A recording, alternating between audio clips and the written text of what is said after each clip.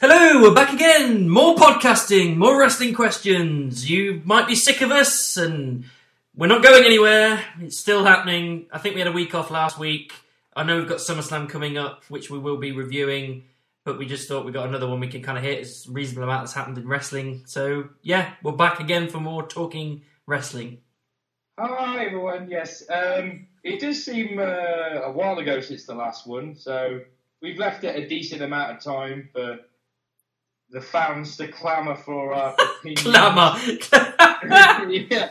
So, again, we've always said if we've got no questions or no substance of a conversation about wrestling, we won't do one. But I've thought of a few. I'm guessing you've thought of a few. Yeah, I mean, I had about 4 or 5 and had to kind of pick the ones I wanted the best of. So a lot did happen this week. Yeah, there's been quite a lot been happening. There's a few bits that I'm pretty confident you'll cover or ask me. There's a couple of new bits that have popped up, and I've just thought, right, if you don't know about this, I'm bringing it up. So, but yeah, we can get on with it. So, is it me to go? Yes. So just before obviously we begin, like, subscribe, SoundCloud, Stitcher, Apple Music, Facebook, Twitter, Instagram, YouTube. We're all over the place. Angle Slam Podcast. You know the drill. You know where we are. Yeah. And Josh is going to kick in. Yes. As far as deaths, unfortunately, there was one. Kamala. Kamala, yes. So we'll dedicate it to him. Yeah, big legend in the late 70s, 80s. I don't want to sound horrible, but I already thought he was dead. But obviously now, there was a few funds made for his funeral, and apparently the funeral was very nice, so we'll tribute this to Kamala. Sweet. Anyway, shall we kick it off? Yes, question 1. Question 1. We spoke. Yes, we did. Last podcast, I asked about Paul Heyman, greatest manager, all that kind of stuff. Do you think he's that good on the mic that he's kind of killed the promo game for everybody else? Or in the sense of, I don't know if there's anyone that can step up to the level of Heyman now. Do you think the promo scene is quite dead? No, I don't think the scene is dead. I think he, obviously, as I said before, I sung his praises plenty last time. He is amazing. He's really good at talking on the mic. He's good at booking you into a room. But no, I don't think it's dead. I think there's still some wrestlers out there that got really good promo chops. There's plenty that I can enjoy. There's also plenty of room for people to express themselves. It's all down to whether or not creative and Vince and that allow them to, because you can only work with what you're given. If you've been given a shit gimmick, it's hard to create a decent promo. If you've been given a shit gimmick, that's the problem. But no, there's still plenty of room for people to be really good. There are some people out there that are really good at doing their promos. And I think it depends on the person, really. I mean, Heyman's just really good at booking you into a room with Lesnar in the match and that kind of stuff. And that's pretty much, he's a one-track kind of promo thing, but what he does works. So no, I still think there's space there for people to do good promos, absolutely. It's not like every single time someone speaks or talks or whatever, just I look at it and go, well, it's not Heyman, is it? I don't think that. Yeah. So, no, I think there's... I don't think he's wrecked it for everybody else, not at all. No, I suppose I kind of misspoke. I don't think he's wrecked it as such. He's just created such a high standard. It's kind of difficult to either duplicate or beat, which is praise to Heyman, obviously, and Heyman's always said he wants someone to be able to step up to his level. It's just at the minute, I don't think the promo scene is dead. I think it's kind of struggling, though. Yeah, but I think that's to do with the lukewarm kind of area that we're in at the moment. There's only so much they can say and do, and it kind of dampens it a bit. Yeah, I mean, I think the problem is, I listened to a Hayden podcast recently, an old one, and he spoke about his promo technique, and he was talking about you got to engage the audience if they're going to listen to you. So, which is why he opens with, "My name is Paul Heyman, I'm Alpha Lesnar, and whatever." So he'll introduce himself, explain who he is, and then go off to whatever he's promoting, whether it be SummerSlam, Mania, or just Brock himself. I was like, yeah, that's genius. But for other people, for other superstars to engage the audience, I don't know how they can do that again without ripping off Paul Heyman's promo. Because you can't go, okay, ladies and gentlemen, my name is Baron Corbin and I'm the King of... Okay, you're obviously ripping off Heyman.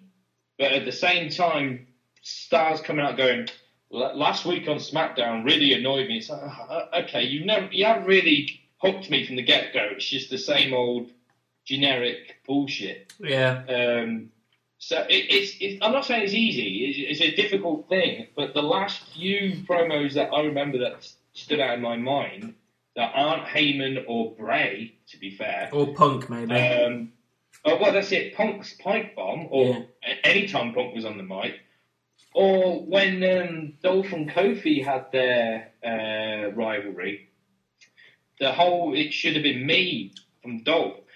I know it wasn't the greatest storyline and not a lot of people invested, but the emotion he had and he made it feel genuine. And I don't think some superstars are making it feel that, whether it's read off a script or not. You've got to try and make it passionate.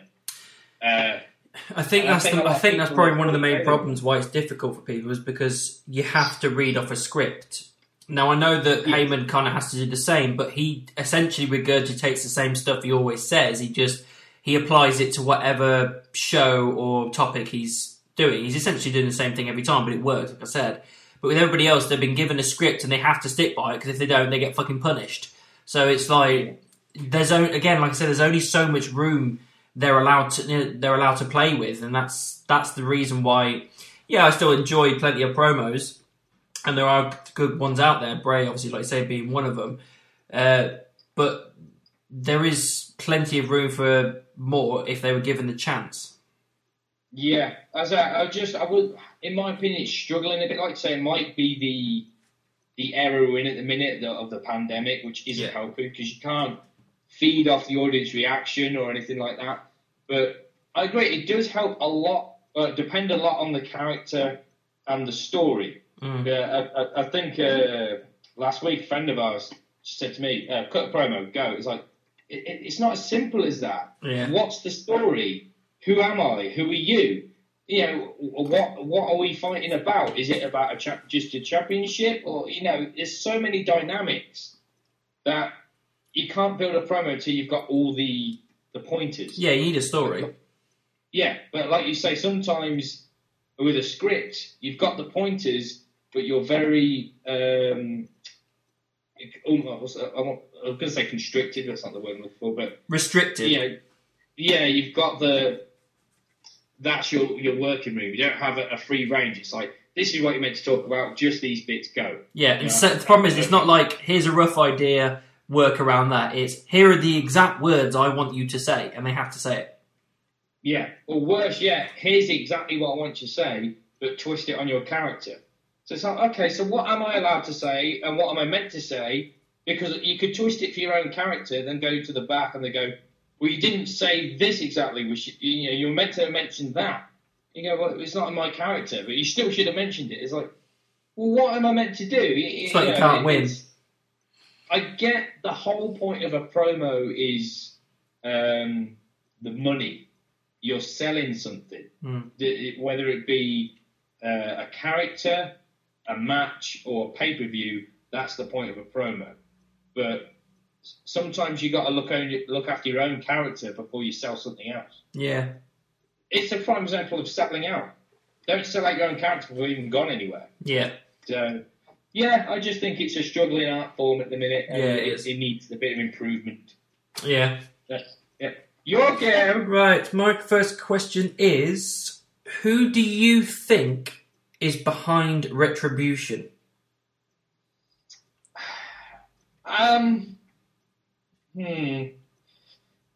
Well, this is a difficult one to answer because, in all honesty, and I like the fact that I'm thinking this, I don't know.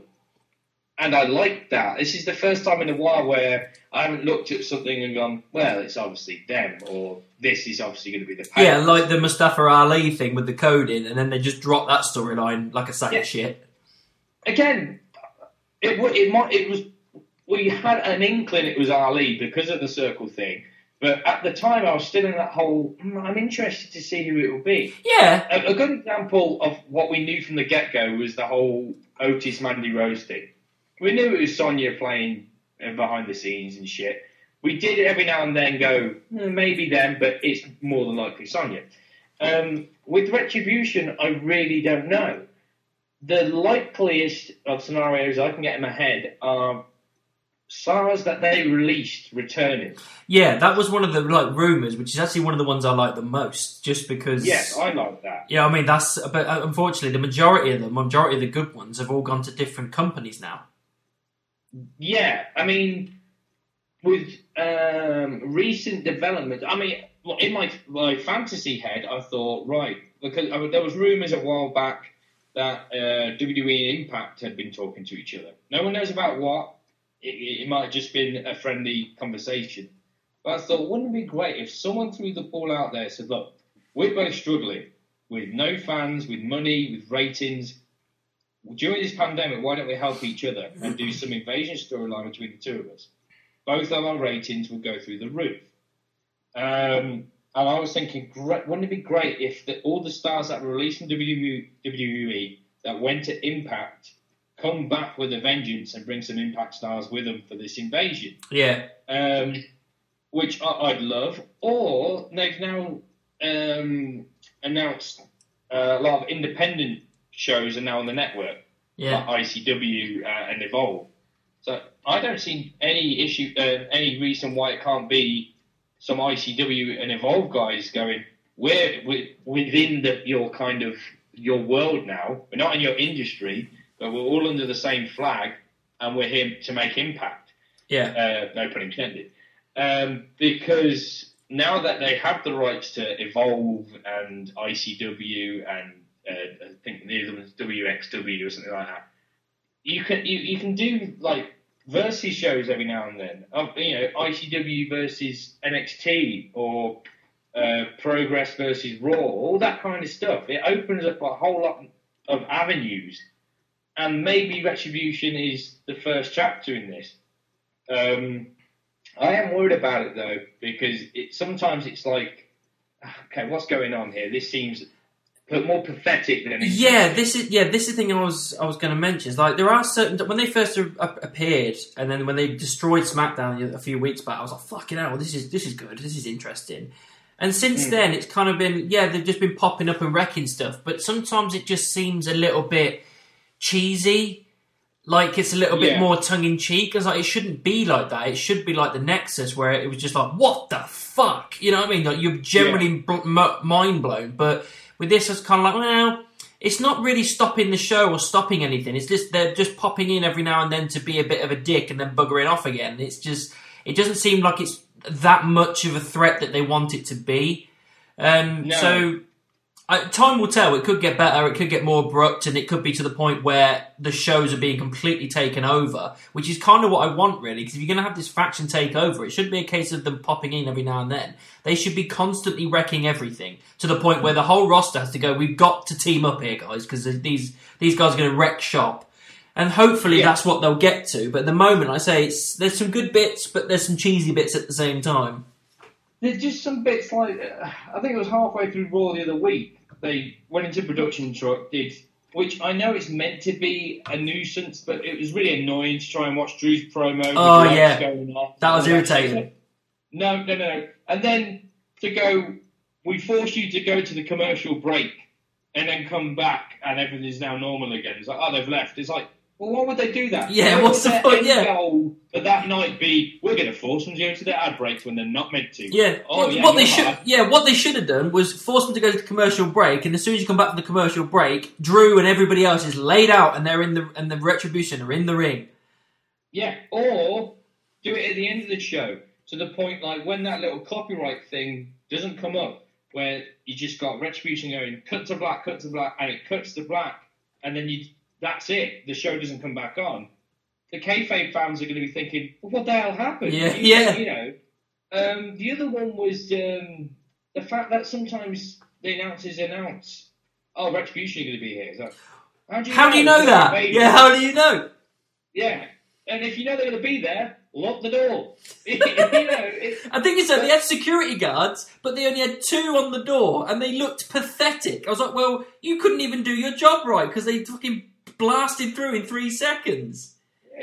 Some of it seems just quite pathetic. Like the breeze block through the door, the glass doors. Like, at first, oh, great, that's pretty good. Then they throw another breeze block, or is it breeze block? Yeah. Or block, whatever, through the same hole. It's like, smash another window. What are you doing? So, maybe not at SummerSlam. I was going to say the unmasking could happen at SummerSlam, and maybe I'll play it up a bit more. What I'd find interesting is if Drew Orton is the main event for SummerSlam, they kick the shit out of each other, and to finally get the higher powers' attention, Retribution invade during the match and ruin the match. Yeah. And SummerSlam ends with Retribution going like, "We've taken over, we've ruined this." Yeah. Maybe finally cut a proper promo of why the sort of, not maybe the entire thing, but give us an idea of who they are and why they're there. Yeah, I go with just one quick sentence just to kind of put everything into perspective of what they are. Just really quick and simple. Yeah, we are Retribution and we're here to put the WWE down. Yeah, just something simple, yeah. As that. Yeah, so you reckon it's most likely an outside kind of group? I think so. I mean, there's been so many rumours flying about of maybe Finn's in it and maybe Corbin's over here in it. It's like, well, why? I mean, the most disheartening thing for me would be if they, people that are already on the roster take off the mask purely to go, we did it because we're new stable. So why are you new stable? Because there was rumours that it might be a bunch of NXT call-ups, like Dijakovic and all that kind of stuff. I mean, I don't know about the flight stuff, but if it's NXT UK, then brilliant. Yeah. Because they've kind of, because of the pandemic, they're obviously off the radar at the minute. What a way for them to come back. Yeah. So, yeah, I mean, I'm hopeful for it, but yeah, I have got my fingers crossed they don't fuck it up like they do everything else. Yeah, I think that's the same with most new feuds. Yeah, that's my thing. Me again. Selling. Do you think there's, again, still on the subject of a lost art, do you think stars don't sell enough on certain moves, and especially some finishes nowadays? For finishers and special moves and everything, I think that's, for the most part, that's all fine. That does its thing. There obviously are very well-protected moves out there as well, like the RKO, like the Claymore, like the Stunner, Pedigree, that kind of stuff. Selling for the rest of the moves, for the rest of the matches, on Raw and SmackDown, it's not good enough. It's okay, but it could be better, because I look at NXT and they just make it seem better. Like Randy Orton took the piss out of them about In Your House, saying about all the leg slapping and everything to get the desired hit sound when they hit him in the face and stuff. But I don't see what the problem with that is, because that's just adding to the effect and adding to the fun and the flavour of the match. Yes, we're aware they're hitting the knees, but we're also aware that the outcome is predetermined. So what difference does it make to make that sound, to make it seem more abrupt and make it seem more aggressive, to generally make the match feel and run a lot smoother? I don't see why they can't do that on the main roster as well. Because at the moment, it's just there's such half-arsery about it. And I don't think it's actually the wrestler's fault.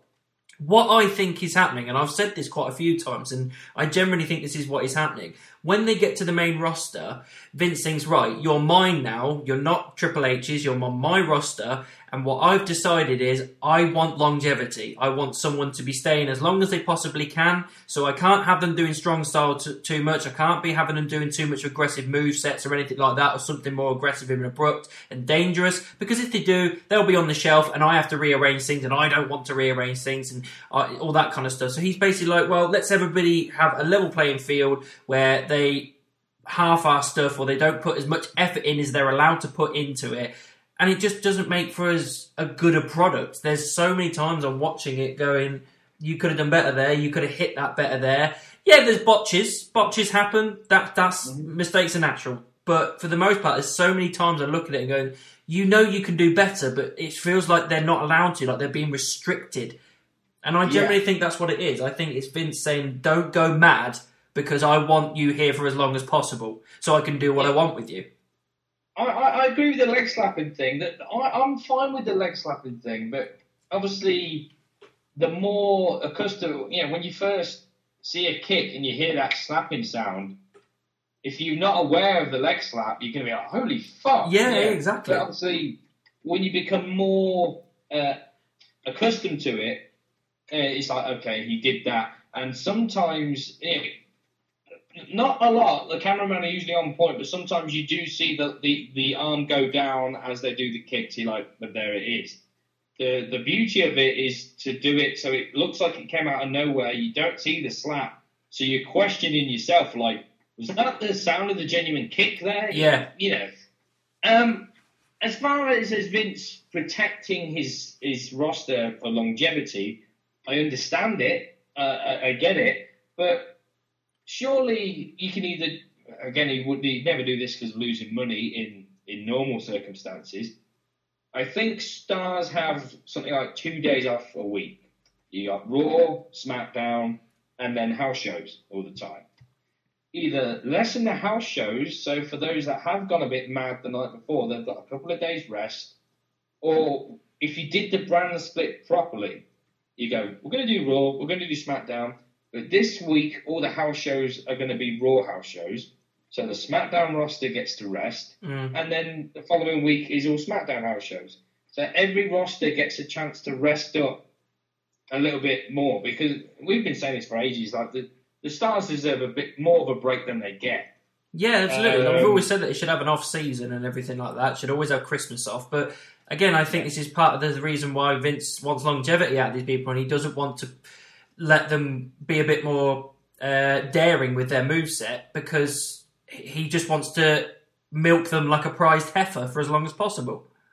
Yeah, it's with the whole selling of a move. I get that. On one side, you're throwing out all these amazing moves, and these stars are meant to be getting up because you're trying to get a fact across to the audience of like, these guys are that tough, they can get up from this. Or for the kids, these are like real life superheroes, so of course they're going to get up. But the DDT, such a basic move, but you're getting planted your head first into the ground. And then people are up after like 4 seconds. Like, come on. You're getting I'm not saying a DDT should knock you out and that's the end of the match. But at least sell it like your head has been planted into the ground. Don't just be like, oh, ow, 1, 2, yeah, I'm up, I'm cool. You got to be like, holy fuck, my head, my neck, otherwise I'm not going to buy into the match. Yeah. So, and with finishes as well, I do love the whole, they hit a finisher, 1, 2, they kick out. It's like, oh my God. But I sometimes think they might do it a bit too much nowadays. Yeah, I think occasionally. I think in big marquee matches, they do that.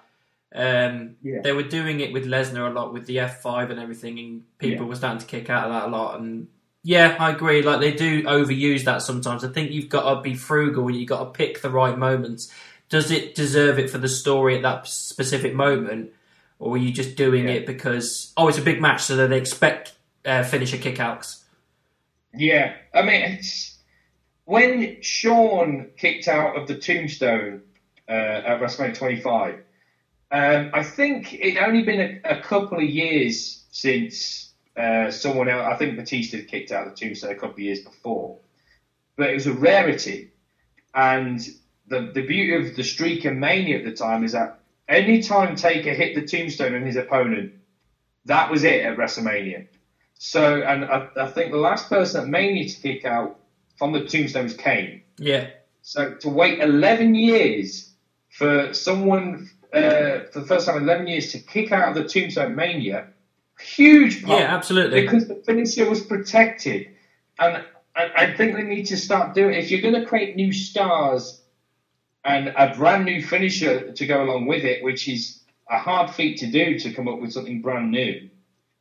Protect that as well. Yeah, because speaking of Shawn Michaels, this week on Raw, he didn't no-sell, but he didn't sell it as well as he could do. He got an RKO, which is one of the most protected moves in the industry, and then a punt in quick succession, and within about a minute, he was in the corner sitting up. I was like, no, mate, no, you should be on the ground, completely out, eyes closed, drooling on the floor. You shouldn't be moving, because you've just been hit with two of the most protected moves in the industry, and you're an old as fuck, so you need to be staying down. And he didn't. I was like, come on, you're not going to have me buy into him, Orton versus Drew, if you're not lying out flat on the floor. I when I saw it, I thought the same thing, but it was kind of I was concentrating, but it was kind of that thought that just went in and out. So the punt happened. I thought, oh, well, there you go. The medics are down, and Shawn, like I say, is there sat up against the corner, and I thought, oh, okay. Bit weird, but I think he's trying to sell the whole "where am I? I'm dazed and confused" thing. And I think the last thought I had was like, still don't like it. But then forgot about it. It wasn't until I saw like all these like wrestlers from other industries on their Twitter going, "What the fuck was Shawn doing?" I was like, "Oh, good, I'm not the only one." Yeah, you know, and I don't know why he did that. Maybe he didn't mean to. I don't know. Maybe it's an accident. Some people might be looking too much into it, of like, oh, it's his ego, or he's Shawn Michaels, he never stays down, and they might be right. The other fact might just be the fact that he was trying to sell it off as like, and confused, not sure where he was. I'm up, but the lights are on, but no one's home, kind of thing. Yeah. But it just felt like a dead duck. Did you see Gargano's accident? Yeah, fuck me. Oh my god. Like, literally, because it was on the YouTube clips, because obviously I always watch the YouTube clips for the highlights, and it was the first thing, as soon as you click onto the video, like the first thing is the move of him hitting his head, and it's like, oh my good lord. And he finished the match. I just don't... Yeah. It was terrifying. It really was. I hadn't heard about it. I went around my brother's the other day, and he didn't say anything. He just threw it on this NXT clip. I thought, oh, he's going to show me something. And the move happened, and instantly I just yelled, "Oh my god!" and my hands over my face. And I think Mauro pretty much broke character at the table. Everyone around the ring was exactly the same. And allegedly they had to edit that match heavily, because pretty much as soon as it happened, Triple H and Shawn actually ran out and stopped the match. Really? Because just his landing, I thought he's broke his neck. Yeah, it was like straight on. It was straight on. Yeah, I mean, it's a miracle that he came out pretty much unscathed. But because I think I asked, like, so he's not going to be at TakeOver. I was like, no, apparently he's still wrestling. So I was like, all right, well, I hope he's not taking any chances, and it's just I'll be honest. Given what happened to his best mate, I can't see him taking those kinds of chances. No, I mean, I don't know if Johnny's got a match at TakeOver, to be fair. Yeah, he has. He's part of the ladder match for the North American. Right. Okay. Well, yeah. If he's in it, I don't want him to take any stupid chances. I mean, hopefully the injury looked worse than it actually was. Fingers crossed. But as far as selling, he didn't have to sell that. No. That was there. So yeah. Again. Just to finish it off, again, another just genius thing from Heyman, which you might remember hearing about. He was asked about selling, and he said, right, example, you give someone the size of Mark Henry a headlock as a finisher, and every time he locks it in, the person just passes out. He goes, you do that for 30 weeks, you're going to guarantee people are going to be talking about that move. They're going to be going, oh, look, that headlock, he can win the world title with that move. People try to power out and they just pass out or whatnot. Just a simple headlock. But no one else on the roster is allowed to use the headlock. And he goes, and if you do, you answer to Mark or you answer to Vince. And he goes, and then as the time rolls on, get to WrestleMania, he's got that headlock in. Someone powers out of that move. Going to be one of the biggest moments of the year. Yeah. That's how you sell it. It's all about story. It's all about building it correctly. Yeah, as long I get every superstar is trying to get over for themselves, but to get the company over, the show over, if you went, this is going to be my move. I need everybody on the roster to be coherent in helping me to protect this move. The company's going to go to better places. Yeah, but it's teamwork. Again, that seems to be a lost art as well. Yeah. Like I was saying at the start. But that's my opinions. Yeah, right. We'll get out. So my second question is, what do you think of the WWE Thunderdome idea? Knew this was going to be a question. I mean, come on, it literally just popped up. I was like, I actually had something else in mind, and as soon as I saw that, I said, nope, that one's going in. Yeah, you know what? I really don't know. I don't know if it's a good idea or a bad idea, but it's an idea. It's different. I can't. I've already seen, images of it from the SmackDown taping, and it does look rather weird. Cause I think one of our mates said it looks like a giant game of Guess Who. Yeah, it's right. It does though. It really does. Until I see a show which will probably be SummerSlam. I don't know if Takeover are doing it. But yeah, I think they are. The first show I see with that Thunderdome in place is when I'll be able to judge, because I don't know if all those monitors are just going to be distracting, and I don't know what kind of sound is going to be pumped into the arena. Yeah, I can imagine they probably hooked up each and every screen to its separate own microphone, so it all kind of naturally pumps through. I would have assumed so anyway. Yeah, but also, it's going to happen. Someone at some point on one of those webcams is going to get his dick out. This was one of the problems that was coming up. They said, well, how are you going to be able to police this? Because they've also said about certain things you're allowed to wear and not wear. Obviously, AEW being one of the things you're not allowed to wear. Oh, of course, yeah. There's no war. There's no Monday Night Wars. They're not even thinking about AEW, but you can't wear their t-shirts. So they've got a system in place. It's like a fail-safe switch for each and every screen. So the second that someone is doing something like getting their dick out or doing something inappropriate or whatever, or just shouting something they shouldn't be, like shouting the word fuck or cunt or anything like that. Yeah. Apologies for the PG people. They've got a fail-safe for each one where they can just cut it off. I mean, again, it's an interesting idea. I won't say good, it's interesting. Yeah. Because I could watch SummerSlam with the Thunderdome and either go, wow, that worked. It sounded like a live crowd again. And, I don't know how the mics are going to work as far as what the people at home can hear. So I'm wondering if one webcam can start a chant and then everyone else can hear it, so the chants are organic. Yeah.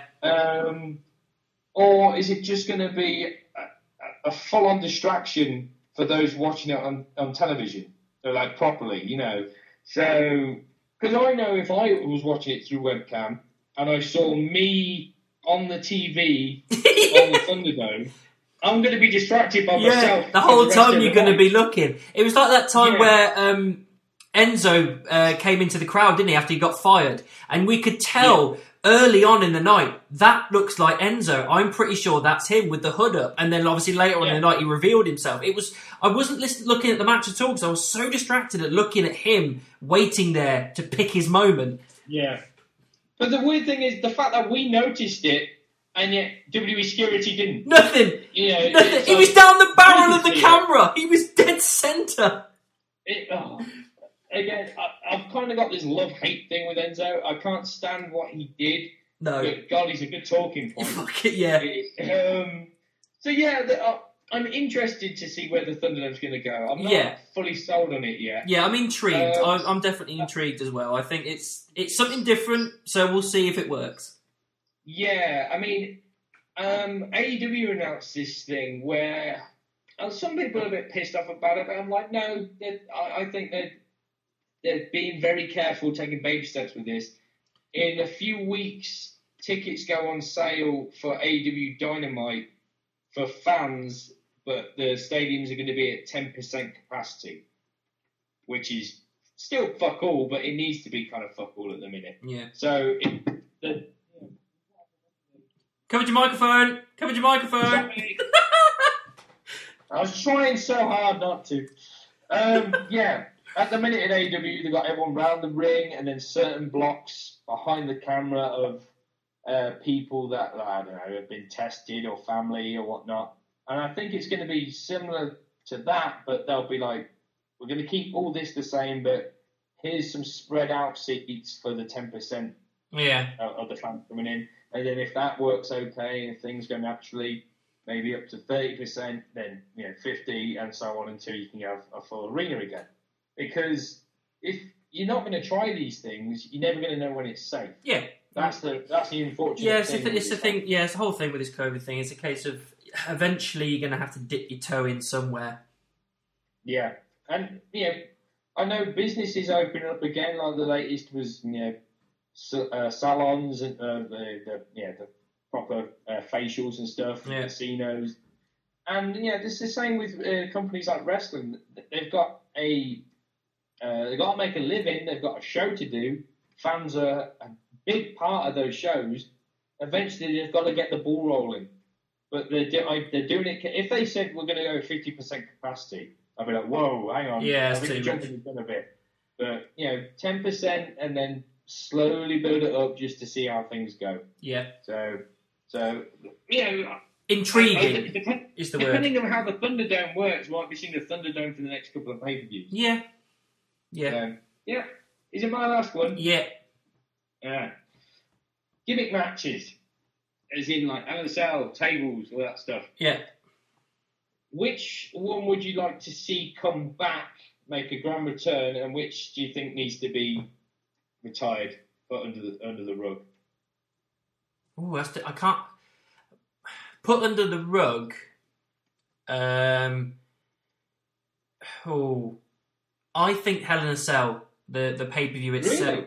I don't mean the pay-per-view. Yeah, the pay-per-view itself. I don't think necessarily the whole gimmick altogether.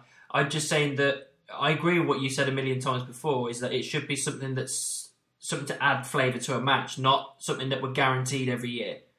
Yeah. So I would say that. As far as bringing one back, I generally don't know, because what was there that we had that we don't have anymore? We've got Money in the Bank, we've got TLC, we've got Extreme Rules and stuff like that. I'm trying to think of ones that we used to have. I really can't think. I genuinely thought you might have said Steel Cage, because a steel cage is such a signature point in wrestling that I get why it's not going to go anywhere, but recently they've just kind of been random. Oh yeah, not just random, but they're not as exciting as they used to be. They seem to be restricting the people involved more than adding something more to it.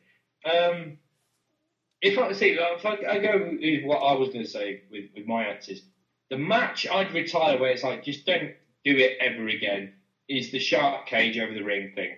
Forget that. Yeah, okay, yeah. I mean, to be honest, I totally forgot about that. So yeah, get rid of that, definitely.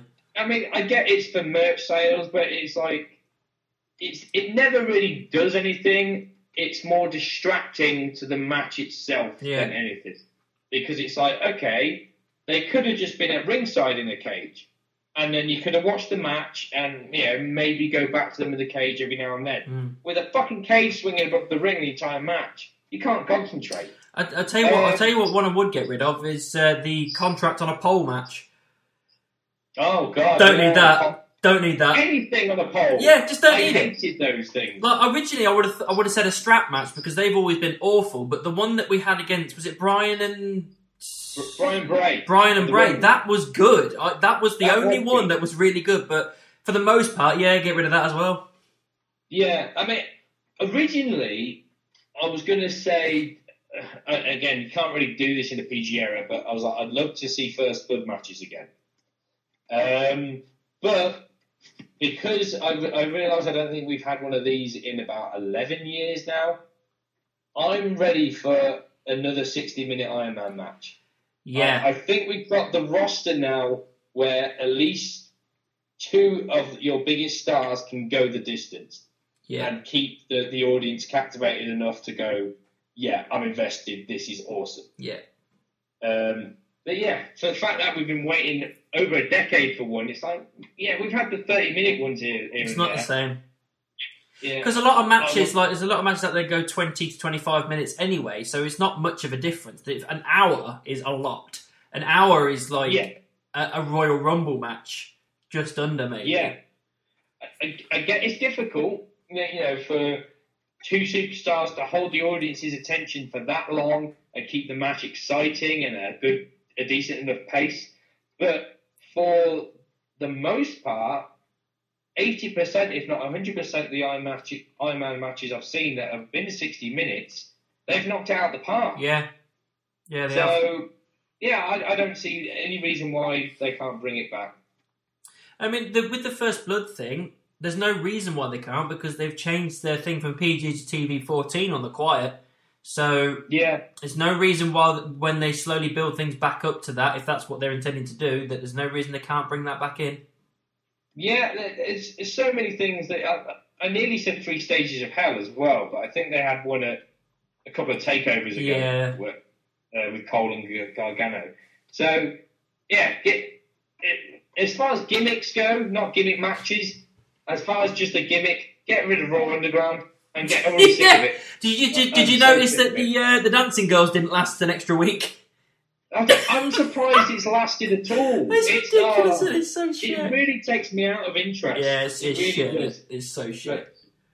Your final one. Okay, my final question for this podcast. Do you ever think AEW will eventually take over as the dominant brand? I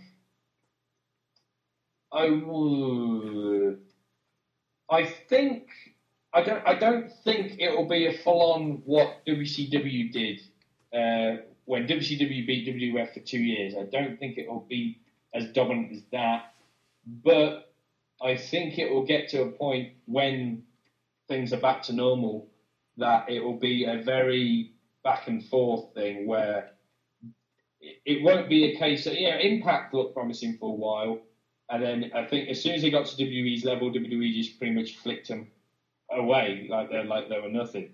I think AEW will be a contender that won't go away easily. No. And both businesses will eventually have to pay attention to each other to be able to better their product. Unfortunately, as we all know, WWE have been really making bigger mistakes than they used to recently. But there's a couple of things AEW are doing where I'm like, what's going on here? Well, no brand's perfect. I'm not going to suggest that AEW are just everything they do turns to gold, because it's never going to be the case, because they're still early in their years. But everybody agrees that AEW overall is a better wrestling product. Yeah, I still enjoy watching it. Don't get me wrong, and I think the characters are great, like Orange Cassidy and Jericho and stuff. But someone made a good point of, apart from maybe Orange Cassidy, what huge stars of AEW got there that weren't created somewhere else first? They haven't really been focusing on the women's division as much as they probably Yeah, that's should. one of the things that's kind of the downside. They haven't been doing that, which they need to kind of boost it. Because that's the one thing that WWE doing quite well over the last year or so, the women's divisions. Even though, like I say, most of it's been focused on Bayley and Sasha at the moment, but that will end. But overall, they've been doing all right. Yeah, the thing is as well, with the fans of the women's division for WWE have been clamouring for more of that. Like, I think even we discussed some Sasha and Asuka have been the main event of Extreme Rules, when all that gold was involved. Yeah. Where AEW fans, yes, there is that vocal minority saying the women deserve more of a chance. But I can't speak for everyone, but from my point of view, it's like, well, maybe it's probably because I haven't done anything with them, but I'm not exactly yelling at the TV saying put the women on for AEW at the minute, And unfortunately, Cody, to me, I do like Cody, but recent things and characteristics, I'm looking at him like, if you're not careful, you're going to be the next Triple H. And I unfortunately mean that as an insult. Cody's got a great mind for the business as well as Triple H, but I can see Cody beginning to get a similar ego to Triple H very slowly. Yeah, you don't want that. I mean, saying that, he can't challenge for the AEW Championship ever again. He's put that straight through, but I mean, I know he's TNT champion at the moment, but at the moment he's fine. Like I say, he's on the cusp, so fingers crossed that he won't step over the mark. Yeah, maybe it's part of his character and I'm looking too much into it, but sometimes the way he carries himself, with the TNT Championship, he's walking out there like he's the champion, which on one side might be egotistical, like, okay, be careful, but on the other side, he might be trying to put the TNT Championship over with that. Yeah, I think where Moxley he's been okay with the AEW World Championship, but during the pandemic, he hasn't really done much with it. But again, I suppose that's down to limitations with the pandemic. I think Moxley, as a character, would have wanted to do so much more, but he's limited because he can't do certain things during this time, unfortunately. So that's just unfortunate, I think. Yeah, it's hard to judge, especially in this kind of what's happening in the world, because yes, I agree with if things were normal, he probably would be doing a lot more with it. On the other side, it's like, or are we seeing exactly what happened with him and the WWE Championship? I mean, there could be worries of that, but I don't think he's resting on his laurels like he did with the last one. Like, as soon as he got the title of WWE, he just kind of sat back and did nothing. But with this, I think he has more passion for this title. He already said that it's his favourite title that he's ever won, and he treats it with more respect than the WWE Championship because of where it's come from. So I don't think he's at that point yet. I'm kind of hoping that things will give him a boost when they can kind of get things back to some sort of normal. Yeah, as long as Cody can, again, I'm guessing here, it's just my theory, but if he has got an ego, as long as Cody can keep his ego in check enough, and Moxley or whoever can bring the AEW World Championship up to the prestigious level of this, just as prestigious as the WWE Championship, then yes, AEW have a chance to overtake WWE at some point. At the minute, though, as much as I love AEW, when I look at all the gold involved in wrestling, to me, the biggest championship belt in the world in wrestling is still the WWE Championship. Yeah, I agree. So until AEW can bring that up to, so's this, if not more, I don't think they're going to overtake WWE at the minute. Okay, fair enough. Yeah. Okay, anything I think? Yes. But I will say quickly a goodbye to Renee Young. Yes, that was actually one of the questions I was going to mention. But it was the other one, but I went with the Thunderdome thing. But yeah, I mean, she's handed a notice in. I'm pretty confident she's probably going to AEW. Maybe her and John want to start a family.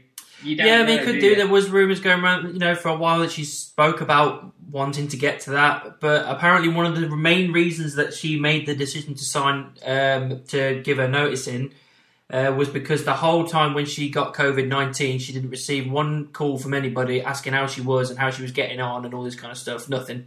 So basically no support network at all. I was like, are you kidding? Like, Renee's been there for so long and she's been so loyal and done anything you've asked of her.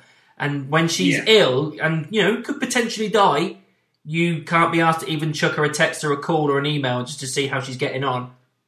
Yeah, it depends who she meant by nobody as well. Because I'm guessing some of the locker room did. But as far as, the authorities of WWE, it's like, I get WWE's kind of hit the panic button at the minute, and there's a lot going on and all that. But come on, even just a text message maybe. Absolutely. To say how are you getting on, But yeah. The other story I was going to bring up, which just a little bonus side note for the listeners, of where I now am on 100% on board with you of fuck Vince. Yep. Rusev Day. Yeah. You heard the story about the T-shirts? Yeah, he didn't want the merch to sell. He also didn't think that when we were shouting Rusev Day that we were taking it seriously. He thought that we were mocking Rusev. Yeah. What the fuck? What an idiot! How out of touch is he? It's just proving time and time again how out of touch this man is. He hasn't got a fucking clue, has he? Apparently Rusev went up to him like, my t-shirts are sold out. And it's like, yeah? Like, yeah, my shirts have sold out. He goes, oh, we obviously didn't order enough. Like, that's not what I'm saying. I've sold out. I'm over as fuck. Right, I'm not John Cena or Roman Reigns. I've sold out. Yeah, but it's to be that stupid to go, oh, they're not chatting Rusev today because they're behind you, to take the piss. No, we're not. This is the reason why I say that Vince is picking who he wants as his poster boys. It doesn't matter. No, he doesn't give the fans what they want, because if he did, he would have done that with Rusev Day. Rusev Day was popular, it was awesome, it was different, and it made him money, but he was happy to take that pay cut because it's not what he wanted to do at that exact moment. Again, as soon as it steers in a different direction, he's like, nah, forget it. Even if it means it's costing him money, he doesn't care. It's just... It's madness. I'm so struggling to get my head around the logic of it. I just... There isn't any. No, there isn't. That's the problem. It's just... He could have been your next big star with that whole Rusev Day thing. It went so great, and then you just fucked it in the ass because it wasn't what you wanted. If there's ever been a chance where we've took the piss, it's even when he's not there, years on, when someone is doing a promo and after every sentence the crowd goes, what? That's taking the piss. I'll agree with that. Rusev Day was purely because we were behind him. Yeah. And the fact that old fart can't see it tells me you are done. Yeah. You have not got your finger on the pulse. You are out of touch. Fuck off. Yeah. This is a man that thinks COVID-19 isn't really that bad. Yeah, I'm just not going to get into that. No, I'm not. I'm literally just losing that as a footnote. That's all you need to know about the man. Yeah. Well, surely it is if he's got no fans. Let's do that. Oh, yeah, but that's COVID's fault. That's not his fault. Yeah, we'll see about that when we're back to normal. Yeah, exactly. Okay. So, yeah, like, subscribe. We'll be back to do SummerSlam. I imagine it'll be Tuesday, Wednesday. It'll probably go up, I imagine. So, yeah, we're back for SummerSlam and then probably some more of this later on. Yep. See you in a bit.